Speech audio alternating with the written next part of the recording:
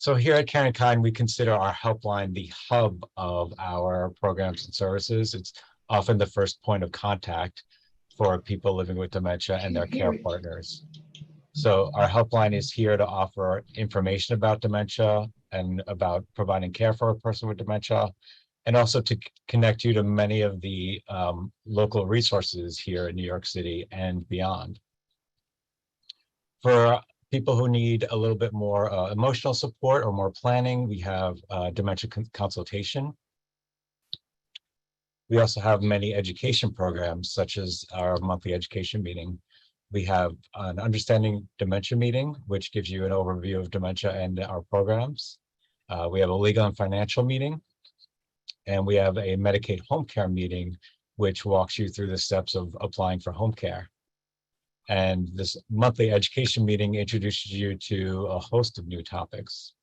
And you can find all this information on our website, CaringKindNYC.org, or you can call our helpline at any time, 646-744-2900.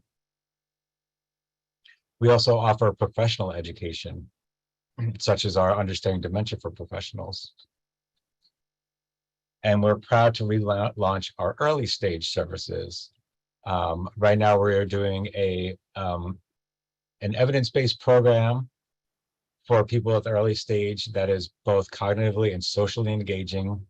So if you know someone who is appropriate for the program, or you're interested in the program in general, please call our helpline to find out more.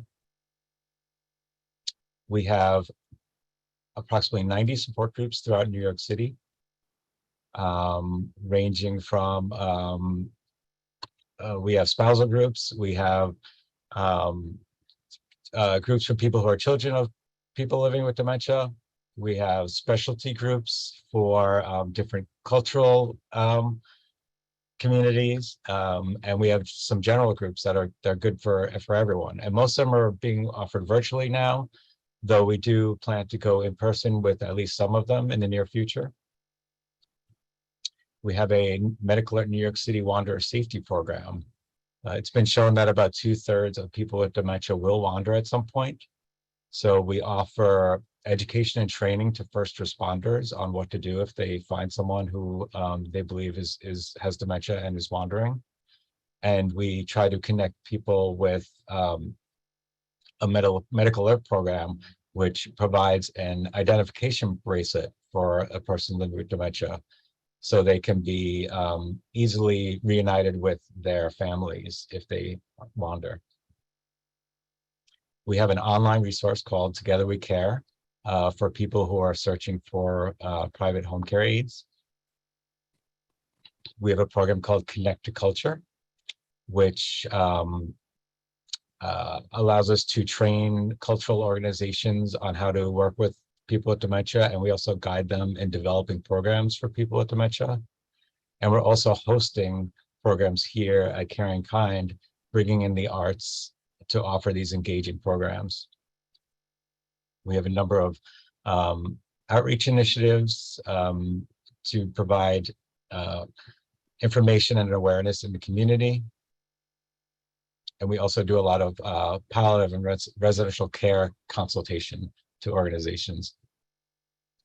Finally, we have a new program called MAP that pairs a person who was a former care partner with a person living with dementia and their care partner, and helps guide them through, especially those early stages of the disease when a person is first diagnosed and they're looking for a place to turn and for information.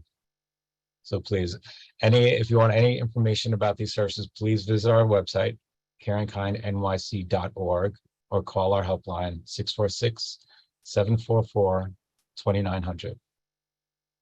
So I just want to go over a few housekeeping rules before introducing our guest tonight. So my name is Ed Chisek. I'm the Chief Program Officer here at CaringKind. I've been here for about 12 years. And we are thrilled to welcome Dr. Weinberg. Again, this is a very interesting topic that I'm very excited to learn more about. There's a lot of new work in this area. If possible, please keep your cameras on. Like I said before, though, remember we are being recorded. Please stay muted and post your questions in the chat. We're going to try to get to as many questions as possible. We're going to leave a lot of time at the end of the talk to answer some of those questions. If you're not logged on with your name, if you're not logged on with a phone number or an alias, please consider changing your name to at least your first name and maybe last initial, so that we know who's on with us tonight. We'll be sending a copy of the slides tomorrow, along with a feedback survey. So we need to know who's participating tonight so we can get that information out to you. We'd love to hear what you think about the presentation tonight. Finally, please consider joining us in one of our walks. We have 2 this year. This is the biggest fundraising and awareness events that we have. We rely on private support for most of our funding. We get very little government support. So walks are very important to us. They are free to register. You can register for free. It's a great way to show your support for the dementia community, honor a person with dementia or care partners. And it's a lot of fun. Our sites this year are Coney Island on September 25th and Central Park on October 23rd. So there'll be lots of fun, kids, dogs. We'll have lots of sponsor tables. We usually are blessed with good weather on those days, so please try to make it out. If you can't make it out, please consider supporting someone who is walking. And you can visit our walk page at caringkindnyc.org/walk. And I posted that information in the chat as well. And Dr. Weinberg himself is going to try to make at least one of the walks, so maybe you can get to meet him in person and take a stroll with him. Okay, so on to the presenter. So I want to tell you a little bit about Dr. Weinberg. He is the founder and chief medical officer of Cannabis Doctors of New York. He is a 3-time board-certified emergency medicine and medical marijuana physician. After finishing a residency in internal medicine, Dr. Weinberg created a fellowship in psychoneuroimmunology at the Manhattan VA, then trained in emergency medicine at Bellevue and NYU Langone Hospital. He has practiced emergency and urgent care medicine for over 3 decades. When New York State's Compassionate Care Act was passed in January of 2016, he founded Cannabis Doctors of New York. The practice, which is based in New York City and upstate, certifies patients, educates the public, and advocates for the many benefits of medical marijuana. The advocacy, education, as well as cannabis research are also carried out in his role as a member of the Medicinal Cannabis Work Group at Northwell Health. Dr. Weinberg has treated over 1,000 patients with diseases across a spectrum of conditions. He is a cannabis advocate and an emerging thought leader who has lectured on the benefits of cannabis throughout the state, met with elected officials to promote its use, and has been featured in various publications and on television. So please join me in welcoming Dr. Kenneth Weinberg. I wanted to thank Ed and also Eleanor Tornator-McKesh for doing this, for making this possible. I met Eleanor at Inspire, which is an adult senior living facility that just opened recently, and which I'll talk more about later. But it was so great to meet her and her excitement when she found out that I was a cannabis doctor, and she immediately wanted me to do this talk. So I've been really looking forward to doing this since then. That was this summer. I'll just fill in a few gaps. Ed, thank you for what you said about my background. Yeah, I did a residency in internal medicine, but I was always interested in mind-body interactions. And my friend was the head of the Department of Psychiatry at the Manhattan VA. I had done some work with him when I was a medical student. So he said, oh, you know what? Come back to New York and do a fellowship in psychoneuroimmunology, which was very exciting to me. And I started working on a bunch of projects, the most prominent of which was I spent about 7 months getting a project going to treat AIDS patients with acupuncture. And this was in 1983, 1984, when at a time when being diagnosed with AIDS was basically a death sentence. And every patient I went to sign up was delighted to. We were going to be using sterile, non-reusable acupuncture needles. What was the harm? Well, it turned out that the head of the Department of Medicine put the kibosh on the study. He said, I don't want the VA to be known as a place that practices voodoo medicine. And my friend was not supportive of me, and I realized I had to quit. I couldn't stay in this job.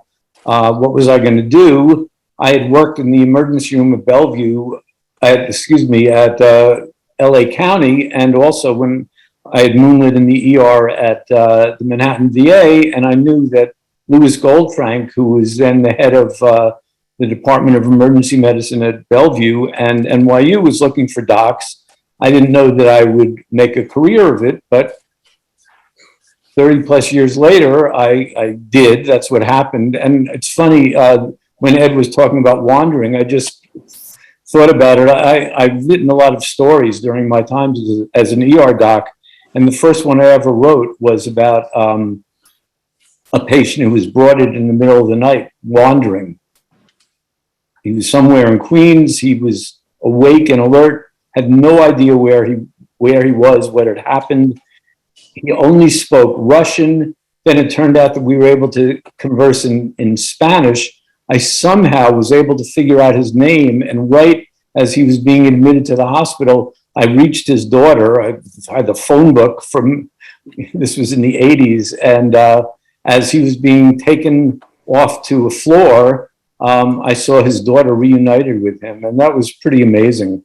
I don't know what his ultimate diagnosis was, but anyway, so I from Bellevue, I had a career, as I said, for 30 years in emergency medicine, and then started Cannabis Doctors, and have seen well over 1,000 patients, and increasingly I've been seeing patients with dementia, and again, through Inspire, I've been seeing and really being able to direct treatment for these patients with dementia. So I'm very excited to give this talk right now about what I've been seeing and what's the research that's been going on with Alzheimer's and cannabis. I felt like I should talk a little bit about Alzheimer's. I was actually surprised to see that it was such a prevalent disease. I think it's probably much more than 50 million people worldwide, with 60 to 80% of them actually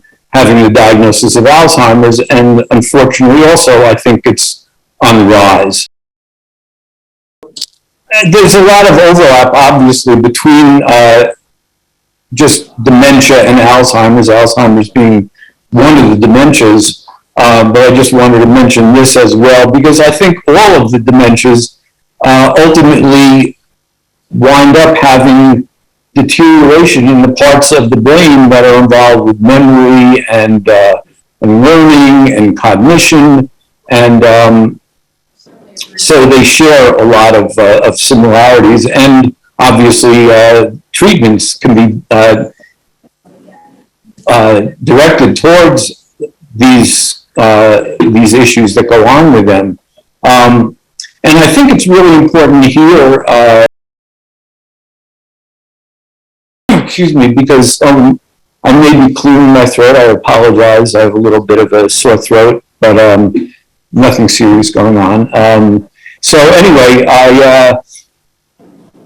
I think what's important, especially with Alzheimer's, I think for people, we have learned that when a diagnosis of Alzheimer's is finally made, people have actually been having the process go on for 25 to 30 years. So I think, to me, that means that any of these components that are involved, if people know that they have them, they really need to, especially the genetic, I think they really need to be thinking about starting treatments as early as possible, certainly in middle age. What I hope I will be able to show now is that I think that cannabis should be among those early treatment, disease-modifying treatments, which I'll talk about in a moment.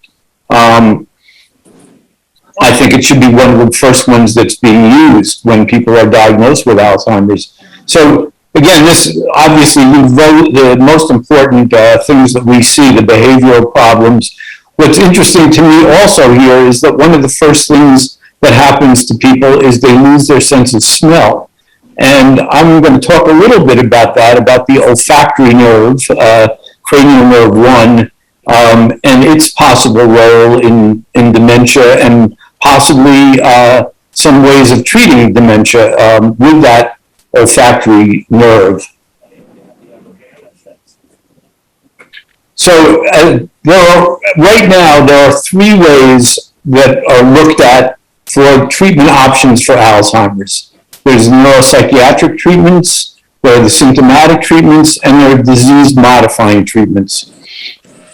Of the management of the neuropsychiatric symptoms, SSRIs, serotonin, we know the serotonin pathways in the brain are very involved with mood, and obviously Alzheimer's has a significant component of depression. So I think drugs like Zoloft are probably very helpful and make a lot of sense as part of the treatment options. I have a lot of issues, though, having been an ER doctor, especially with the antipsychotic medicines. And when I worked on the psych ward as well, Seroquel, Haldol, medicines like that, I understand that sometimes we have to really work hard to control the behavior of patients, but Seroquel and Haldol and those kinds of medications have black box warnings. They're potentially very dangerous. In some cases, they lead to death.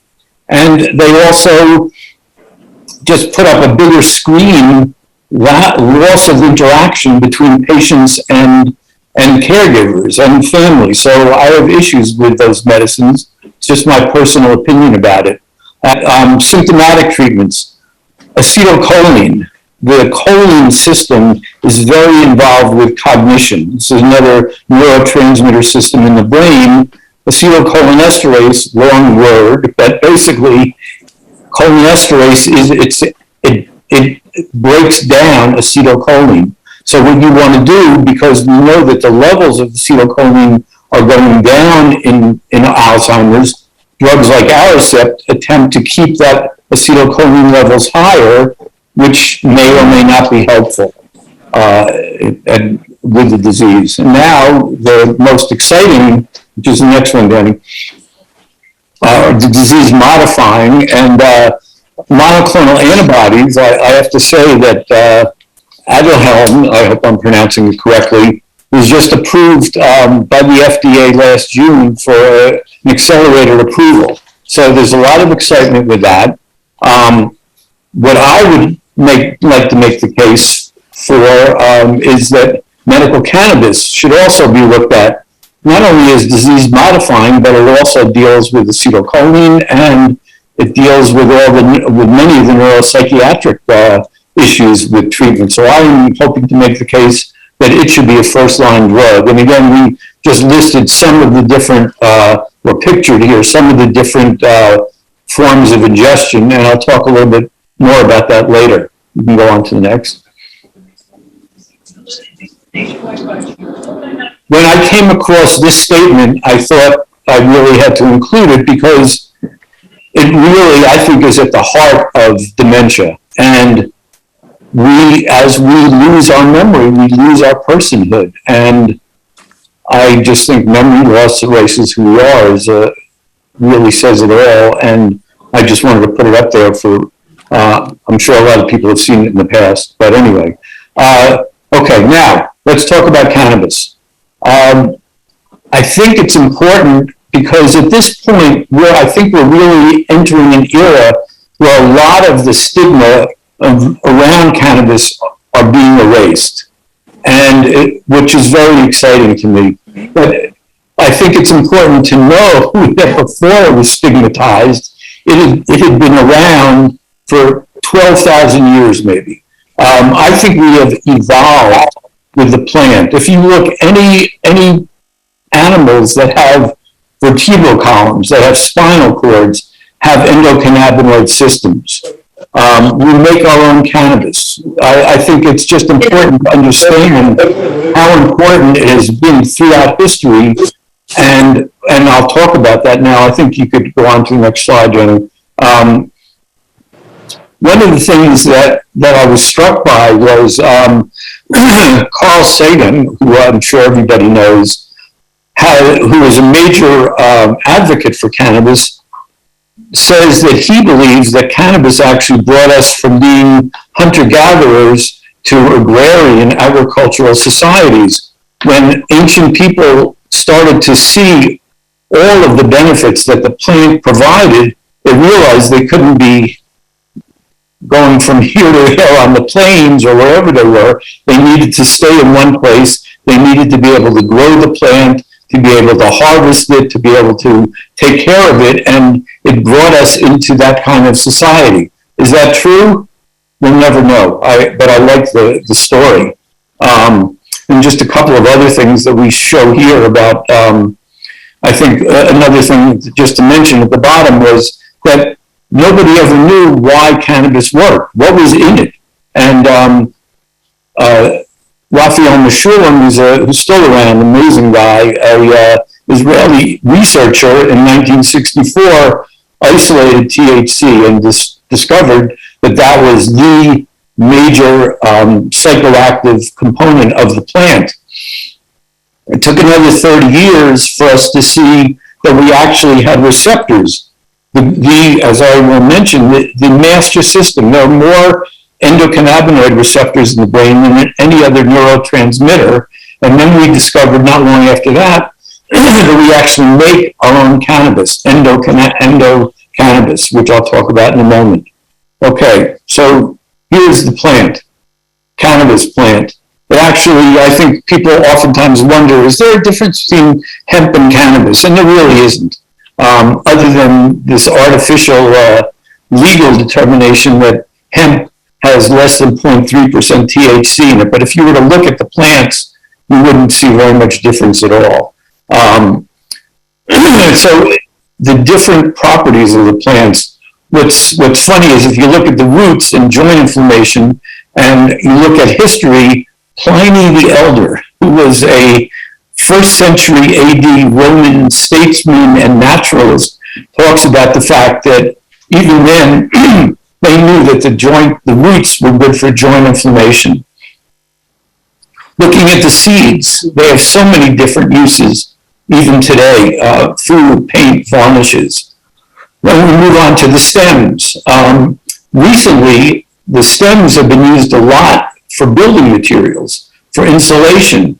But if you go back throughout history, the stems of cannabis have been used for sails, for rope. In fact, you can find some very interesting, funny films from the 1940s of hemp rope being used for the war, and it was a very, and still remains, a great product. The problem is that around that same time, actually in the 30s, DuPont had just produced nylon. They came out with nylon. Nylon, they were making nylon rope. They saw themselves, in competition with hemp rope. At the same time, William Randolph Hearst, the newspaper baron, had vast tracts of forests which he wanted to take for the pulp for newspapers. It turns out that hemp was also more efficient to be used for, and you weren't destroying forests.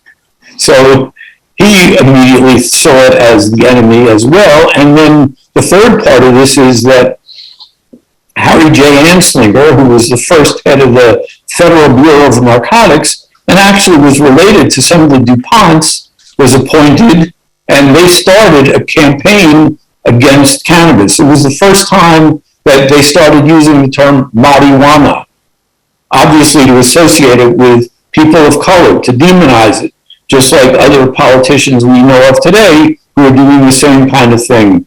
And it had been, up until this time, it was in the U.S. Pharmacopoeia as a legitimate substance. It was taken off that at that point. At the same time, the movie that I'm sure a lot of you have seen, Reefer Madness, came out. I think it's one of the best propaganda, not best, but one of the most effective propaganda films of all time. People still think about it. The behavior that was exhibited in that film, people look at and they think, oh, killer weed. And the irony is that in 5,000 years that we know about, no one has ever died of an overdose of cannabis. Be that as it may. The leaves have been used for paper, for juicing. In fact, the parchment that our Declaration of Independence was written on was hemp parchment. And then the last part of the plant, and most exciting for many of us, are the flowers. Medicinal qualities. Again, I talked about how this was taken off the U.S. Pharmacopoeia. I mean, I have bottles, pictures of bottles from Park Davis from the turn of the century, where cannabis was an integral part of so many different medications. But when they took it off the Pharmacopoeia, it no longer could be used. And if we move now into the 50s or 60s, when people of my generation were starting to use cannabis, discover cannabis, Richard Nixon was president. He was very distressed at cannabis, or roofer, as I think he called it, and it was still illegal. He appointed a commission. William Schaefer was the governor of Pennsylvania, and they made a Schaefer commission. Nixon was sure that they were going to recommend that it remained illegal. This was at the same time that the DEA came into power, and they were making scheduling of different drugs. Much to his chagrin, to Nixon's chagrin, Schaefer said, no, I think we should make it legal. And the next thing we know, cannabis was put on as a Schedule I narcotic, was listed as a Schedule I narcotic. Which means that basically it has no medical benefits and has a high addictive potential to it. Totally bogus. It's really unfortunate. I will just say, having been an emergency medicine doc for 30 plus years, if you came to me, I could prescribe cocaine for you. I could prescribe amphetamine for you. I could prescribe any of the synthetic or natural opioids. I can't prescribe medical cannabis. And in fact, the way the program works in New York is that if someone comes to me and I determine that they should get medical cannabis, I will give them a certification that the actual prescription is given to them when they go to one of the pharmacists who work at the dispensaries. And I'll mention more about this later, but I think that's one of the best things about the New York program, that when you go in, before you get any product, you have a long consultation with very well-informed pharmacists in the different dispensaries. Just going back now, I think it's also important to recognize that cannabis has been around forever for its spiritual properties. There are things that say that in the Torah, God told the priests that when they, at the time of the building of the first temple, that they should be anointed with an oil made of kana balsam. Is that cannabis? We'll never know. But I do know that a few years ago, the BBC had a documentary, and they went to the second temple, and they found residue of different products of cannabis. They found THC, CBG, CBD. Again, I think it's provocative. I don't know how true it is, but I think it's interesting to know that there are these references. And then the third part is the pleasure. I think certainly in the 60s, that was a lot of what it was used for, but I think we can be using it now for pleasure. I think certainly the elderly patients I see. I just had a patient I was requested to see who is 86. She wanted to use it because it really helps her and her husband have sex. I think we should accept and appreciate the fact that of all of these different aspects of the plant, all that it can do for us. So the plant has so many different compounds in it that are active. Obviously, the cannabinoids, and I'll show in a moment what the difference between the different cannabinoids, but I also just want to talk about terpenes. Anybody who's ever smelled cannabis knows that it has very distinct odors to it. and that's from the terpenes. Terpenes are compounds like pinene. If you walk through a pine forest, that's what you're smelling. It's used for pine sol. Limonene comes from the lemon plant. But these are very important parts of the plant that really modify and augment a lot of what the cannabinoids do. And there's some thought that they may actually be helpful because, again, think about dementia, you lose your sense of smell, the smell goes through the olfactory nerve. There is some research that I've seen that shows that terpenes may be helpful for dementia. So I just want to show, I'm not going to have a quiz about what the structure of CBD and THC are for anybody, but all of the different cannabinoids, I think two things that are interesting about it are that they all are very, very similar. There's almost no difference between CBD and THC, except at the very bottom, there's an OH instead of an O. All of the different cannabinoids have just minor changes on them, and yet those minor chemical changes lead to very different effects. The other thing of interest is if you look, there's the CH3 tail at the end. The cannabinoids that we make in our own brain are very similar to that, and I think that's the reason why when we take cannabis from a plant, it goes so easily to all those receptors in our brain. So again, the endocannabinoid system, we just discovered it in the last 20 to 30 years, but it is the master system. It's involved with so many different processes, and it's why cannabis works, and it's why it does so well for us. There are two different receptors, CB1, CB2. It doesn't really matter that much, but we actually make our own cannabis, and I think that's what's really important. And when we take cannabis, it goes to those receptors and increases the transmission among the different receptors. The other thing that's important to know is that the majority, even though this is the most extensive system of neuroreceptors in the brain, the three main places where it is found are, again, in the olfactory bulb. The cranial nerve 1 has a huge number of endocannabinoid receptors, as do the amygdala and the hippocampus, which are the main areas in the brain that are involved with memory. So I think it's important to look at this. Again, I think people who are involved with Alzheimer's are very aware of all of these different degenerative processes that cause Alzheimer's, the amyloid, which causes plaques, the hyperphosphorylated tau fibrils, all of which cause neuron inflammation, loss of neurons. Microglia are the scavenger cells in the brain.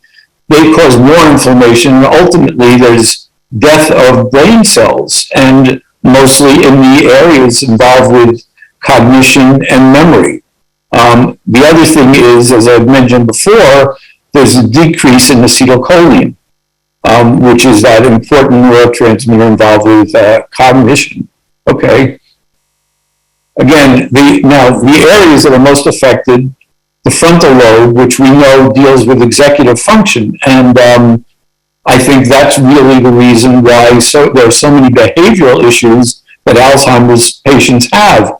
They no longer have those inhibitory executive functions that allow them to tamp down any impulses they may feel, especially from the anxiety that they get, knowing as the disease process is inexorably proceeding, there's a lot of anxiety that goes on. And I'll talk about that more in a second. And then the hippocampus and the limbic system are also affected with memory. Okay. So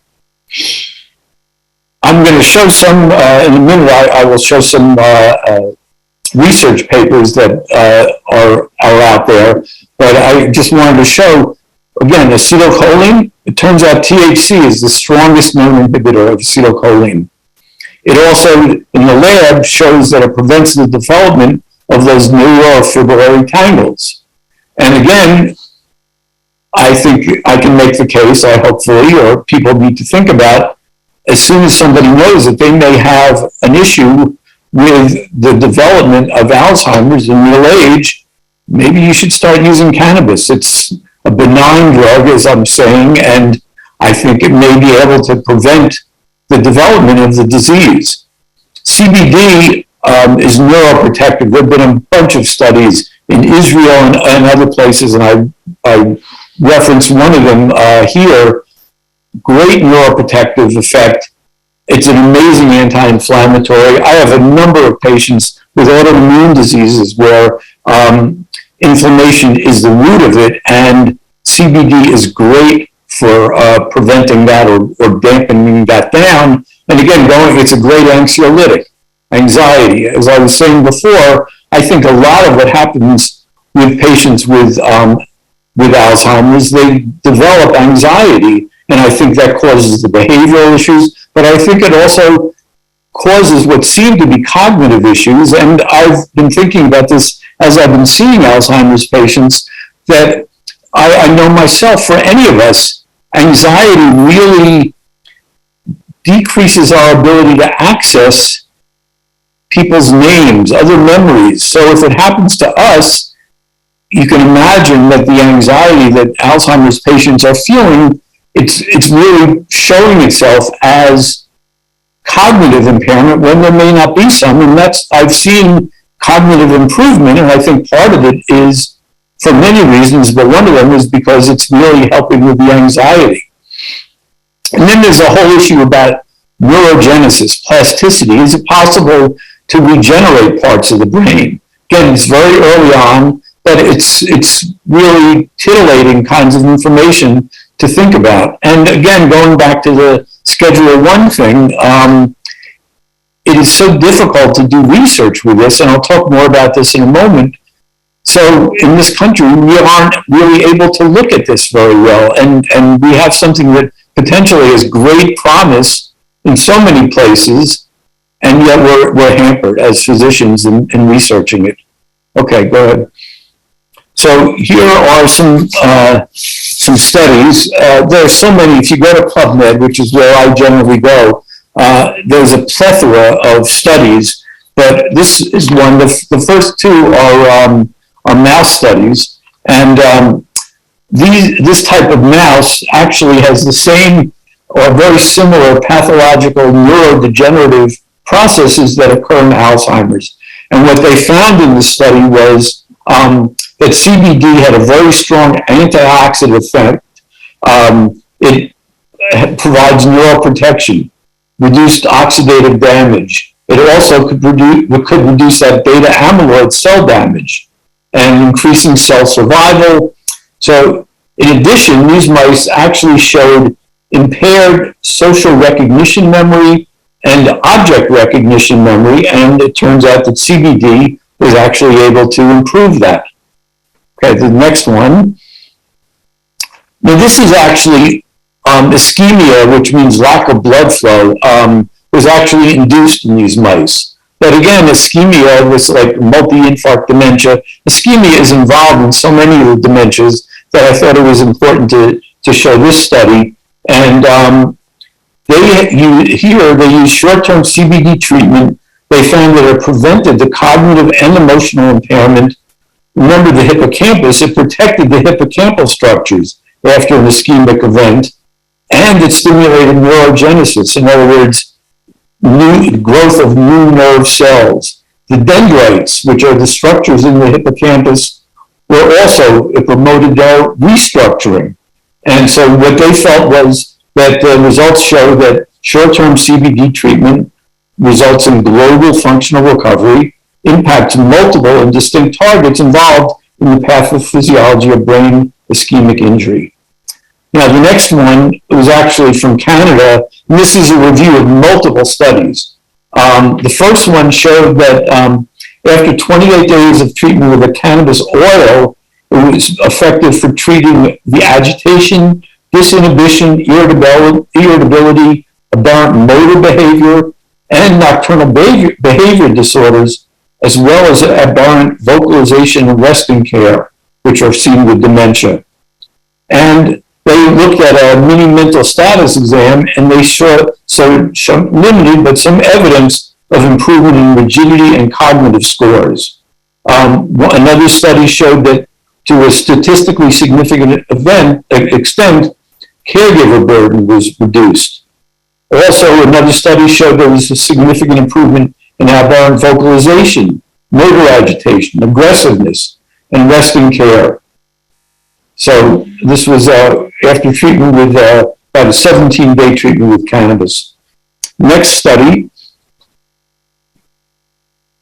This was a Swiss-based study. This looked at 10 demented female patients with severe behavioral disorders.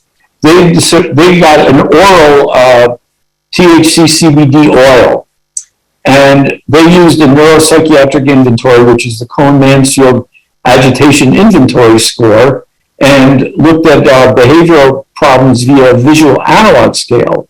And they showed a decrease in these issues after 2 months. Rigidity score in these patients was reduced by 50%.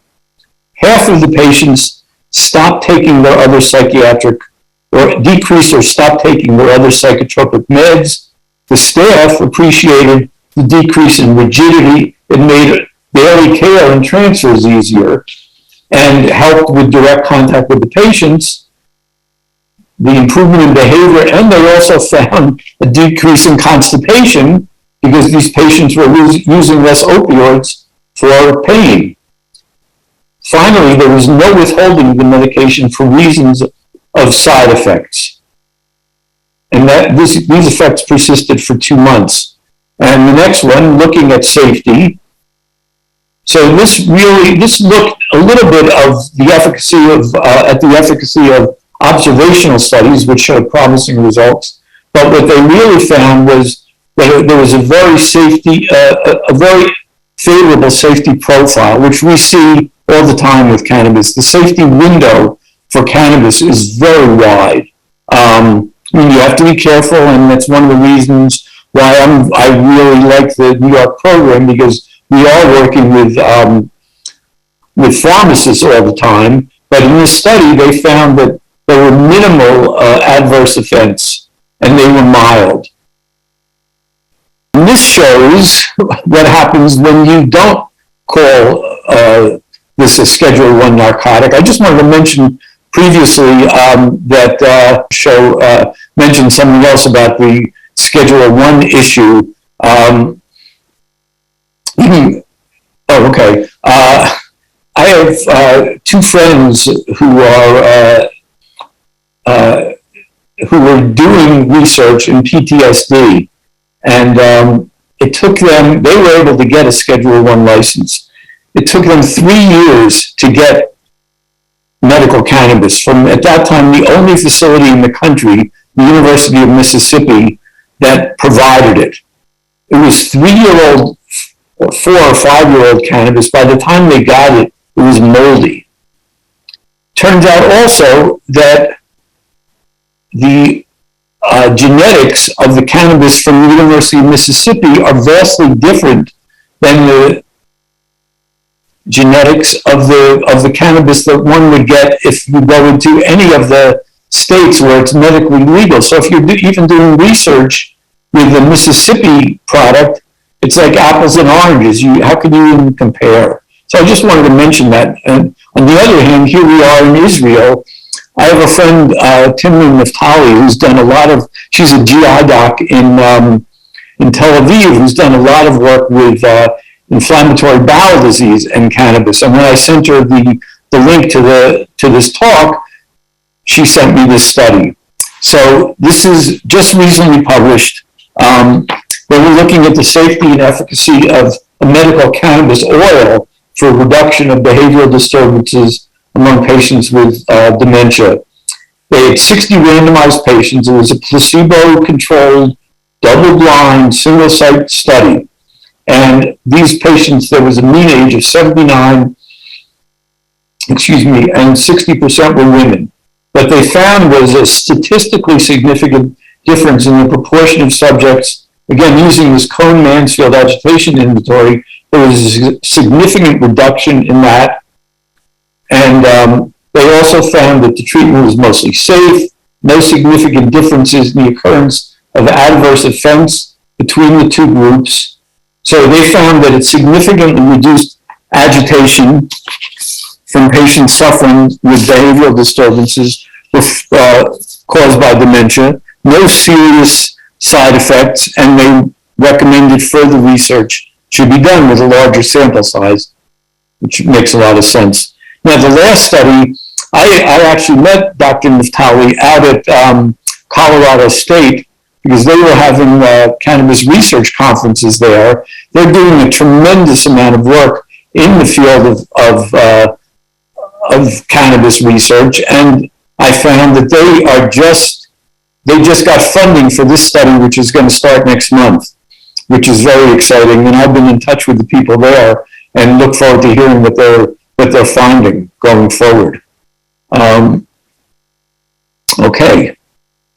Since I've been seeing patients at Inspire, which is the place that I mentioned before, which is an adult living facility on the Upper East Side, I've been very lucky because the people who are involved have really been very supportive. Brian Geiser is the chief medical officer there. He's a nurse practitioner, and I work with Donna Maloney, who's a head nurse there, Sang Choi, who's the head pharmacist at ETAME. And because we've been seeing these patients and we've been seeing them on a regular basis, we've developed a database. And I have two other docs that I work with and I meet with on a regular basis. Lynn West, who's a cannabis doc in Westchester, and then Sherry Yafai, who's a cannabis doc in LA. We have now been accumulating a database, accruing data on all of our patients with dementia and finding the results that I'm seeing here, which, have been very exciting, very provocative, make me feel like, as we're doing at Inspire, that people should, once that diagnosis is made, we should be starting to use medical cannabis. Again, to talk a little bit more about the program, when I see patients for treatment with medical cannabis, I spend a good hour or so talking to them about it. It's not one size fits all, just like any other medicine.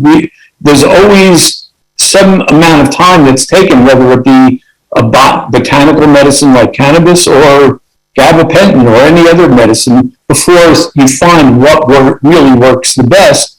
But I find that if patients use tools like journaling, again, because the program in New York State is so precise and consistent, if somebody gets, for example, something that's 5 milligrams THC, 5 milligrams CBD, and they see, okay, it has these effects, then they know that each time they use that product, it's going to give them those same benefits. And the patients I've had have really evolved over weeks and sometimes months, a series or an array of different cannabis products for their toolkit that they know they can use when they anticipate something happening or to prevent something from happening. And again, there are really 3 different ways you can use the cannabis products. There are the fast-acting products like vapes and sprays and drops, which come on within a matter of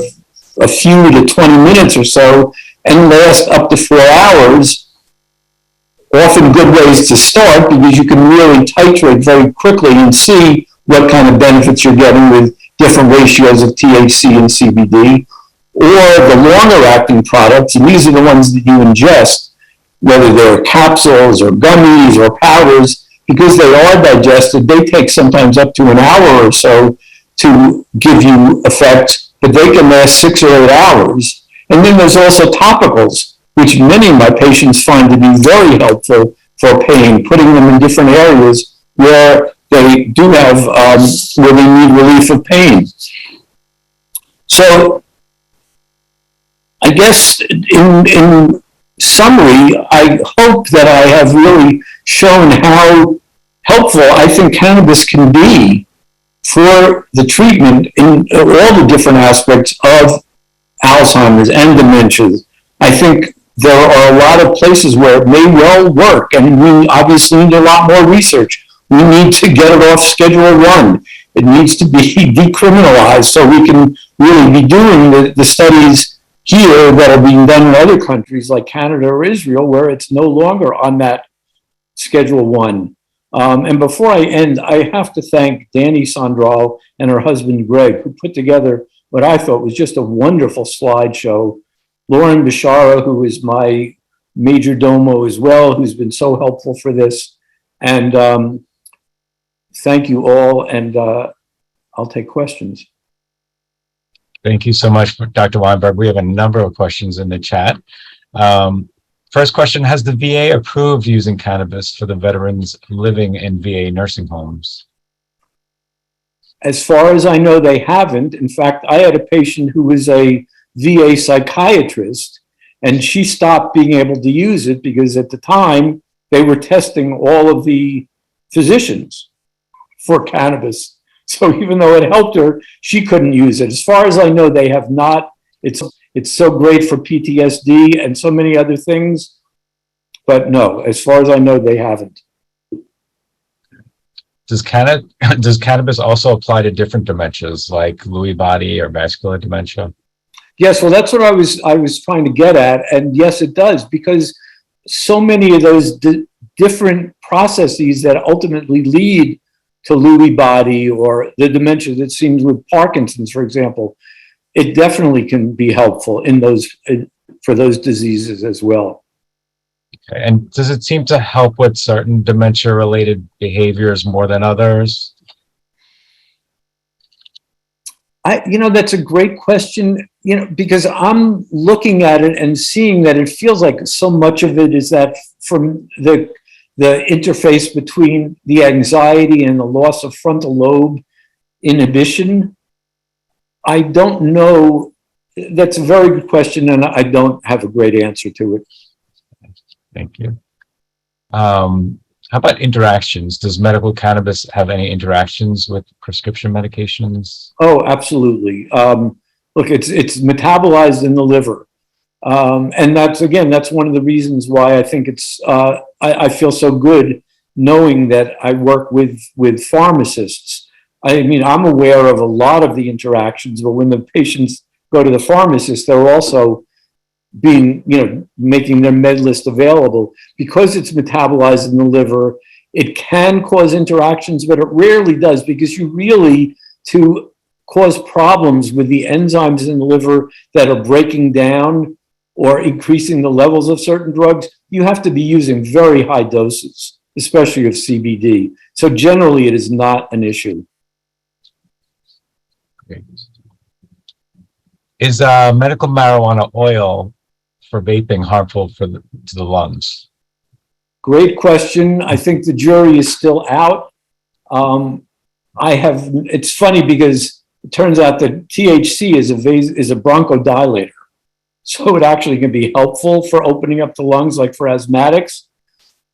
I have not seen any hard data that shows that vaping, now we're not talking about vaping like Juul, we're talking about just an oil that is heated to a point where it becomes a vapor through a vaporizer. I've not seen any hard data that shows that it's harmful. Patients who have lung disease, lung issues, I often will steer them away from using vapes just because there are so many other ways of doing it. One person wants to know, what's the definition of cannabinoid? Right. So it is a specific group of chemicals, and I don't know if you can go back to that slide, but they are 3-ring structures with a tail on them, and all of them, again, and they're very specific if you look at them, and all of them have that same basic structure, and they only vary by 1 or 2 compounds, like a hydrogen ion or an oxygen or an OH. So 3 rings, that long tail with the CH3 on the end, but there's very little difference among them. and there's over 100 cannabinoids in the plant. We discover more and more all the time.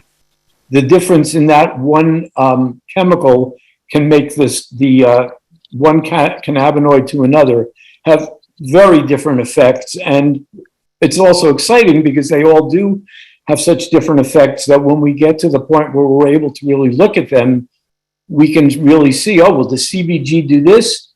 Does CBD do that? So I hope that answers the question. Some people with dementia may forget that they've used it and may request more and more. How do you have any suggestions on how to deal with those cases? Yeah, it's a great question. I mean, what I'm mostly dealing with, for instance, at Inspire, we have nurses who are scrupulous. They have I send in a prescription. They know that it's 2 times a day, 3 times a day at night. So they are being very good about when they give the meds out. If someone is by themselves, that's potentially an issue. If they have caregivers there, they can certainly be monitoring it. But it is a potential issue that somebody, but again, people might fall asleep, if they take too much of it. In many ways, it's not really that harmful. So. Okay. And I just want to let the listeners know that they could always call our helpline. We may be able to provide you with some tips for distraction or redirection if needed. Okay, we have a couple more. I just want to remind people that we are going to send out the slides tomorrow morning, along with a feedback survey.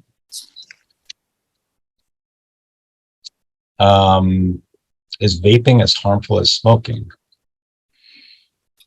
When you smoke, there are all kinds of tars and other hydrocarbons that are released, and there's a lot of heat.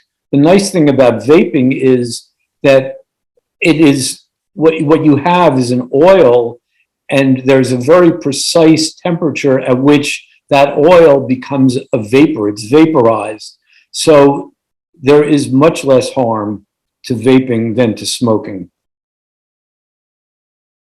And does the form of cannabis one takes determine its efficacy? Smoking, eating, injecting?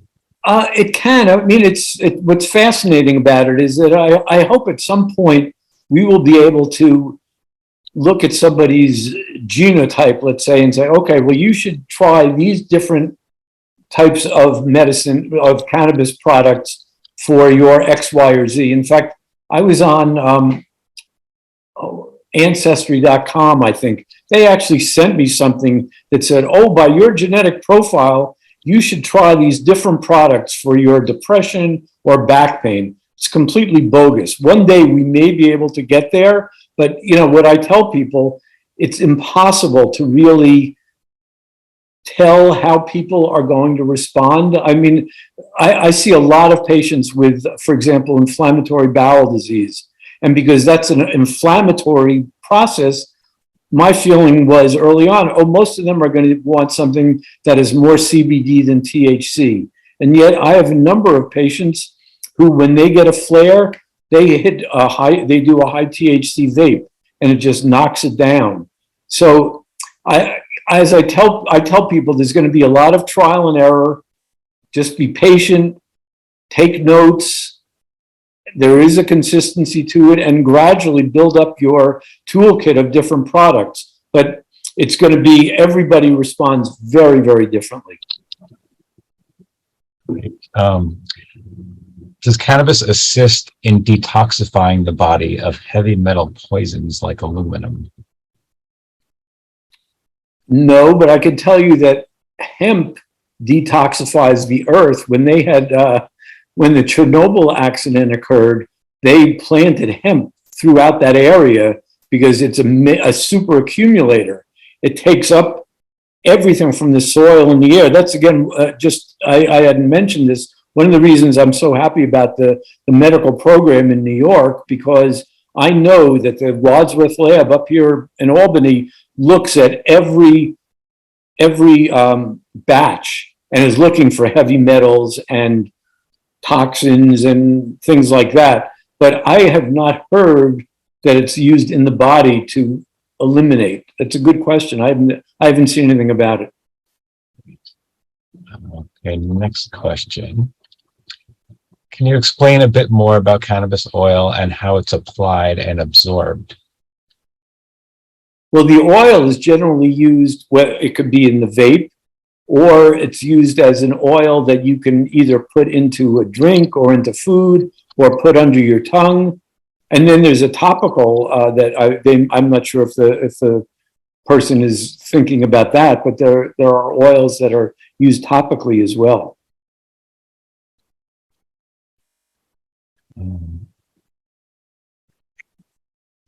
Where can we get the interaction info if we can't get support from a local doc and have to do this on our own? Interactions? Information about interactions. Oh, there are plenty of places. I mean, you can also talk to me, come to Cannabis Doctors of New York, and I will talk about it. There is plenty of information online looking at drug interactions. I often use the Google for that myself. Interesting question. Can cannabis use any evidence for cannabis use causing dementia? It's controversial, and I think that certainly I know some of my colleagues may feel differently. I'm wary of using it in younger people. I mean, it's used a lot for certain things like seizures, for example, but I think heavy use, and especially some of the really heavy concentrated products used by younger people, can cause problems with cognition, can cause issues. I think that's an issue. I think it's a valid question and a valid concern. This may be the last one. Do THC and CBD have the same effects? And if not, what's the difference?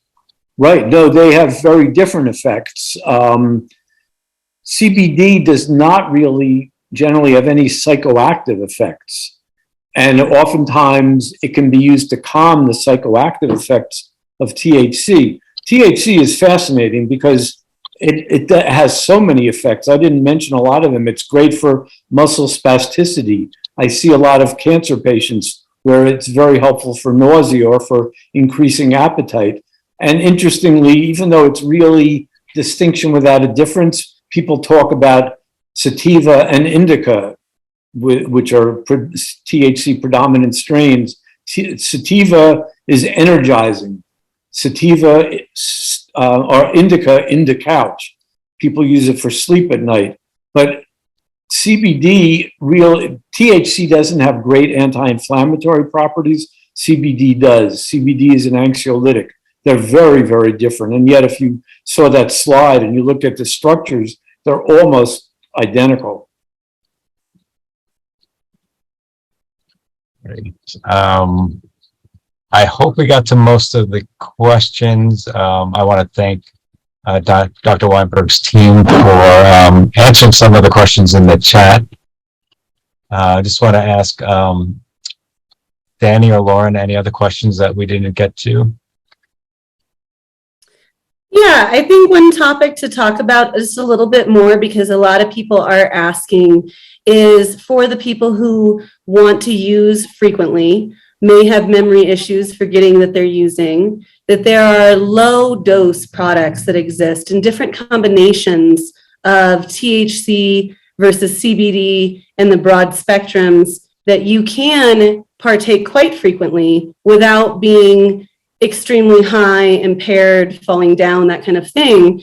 It depends on the amount of the psychoactive properties. So for example, a 20-to-1 vape pen where the 20 is CBD and the 1 is THC means that person's not going to get really high or that stoned feeling. They're going to feel the benefits of CBD calming them down and offering pain relief, but it's not going to be harmful to them to consume when they feel like it. It really has to be monitored, and you have to make sure you match the right product. And that's where physicians like Ken, who specialize specifically in cannabis products in the New York market, can recommend exactly what would be the right product for that person. Thank you, Danny.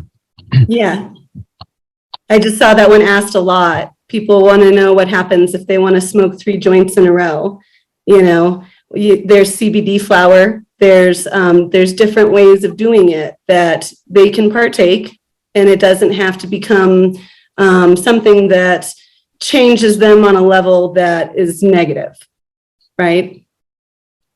Yeah, no, I agree. Absolutely. Well put. Dr. Weinberg, there was a question about advocacy. Can you give any advice on how people can be advocates for the use of cannabis for people with dementia? Yeah, it's funny because one of the things I forgot to mention was that the most recent studies that I've seen show that only 10% of medical schools in the country teach about the endocannabinoid system. So we all need to be talking to our doctors. I have been for years talking to politicians and legislators about it. I mean, and even I think the stigma needs to be overcome. I've often, when I talk to my patients in follow-up, I ask, oh, it's doing great for you. Do you tell people about it? Do you feel comfortable talking to your neighbors, to your family, to your friends about it? I think that's really important. But I think the politicians are the important people, and my colleagues who little by little are starting to come around. And what's the best way for physicians and healthcare professionals to get educated on use and prescribing? There are a number of courses that they can take online that are very, very helpful. There are a lot of conferences. As I said, Colorado State it's now, unfortunately, it's virtual because it was great to go out there and you know how conferences are, to be able to interact with colleagues and see what they're doing. But Colorado State at Pueblo has great conferences. There are a lot of conferences, international. I was at one a few years ago in Berlin that was really fabulous, a 3-day conference. So people should look, and certainly they can get in touch with me. And there's also the Society of Cannabis, the CSC, I'm blocking on it now. There are a number of societies that are very helpful as well, that you can partake in and that are offering education all the time. The Society of Cannabis Clinicians, I think is a great one that I would recommend people joining. So I want to thank you again, Dr. Weinberg, for your excellent presentation tonight. I just have to do our usual disclaimer. The views and opinions of our presenters do not necessarily represent those of CaringKind. We're here to give you the latest information about latest topics. Someone asked if this presentation will be available for later viewing. Yes, we do plan to put it on our YouTube channel, and I believe, Ken, you are planning to do the same. Yes, and if you go to my site, which is www.cdony, which stands for Cannabis Doctors of New York.com, it will be there along with a lot of other information. Okay, thanks again. Good night, everyone, and hope to see you soon. Thank you, Ed. This was great. I appreciate it. Okay, take care. Good night, everyone. Okay.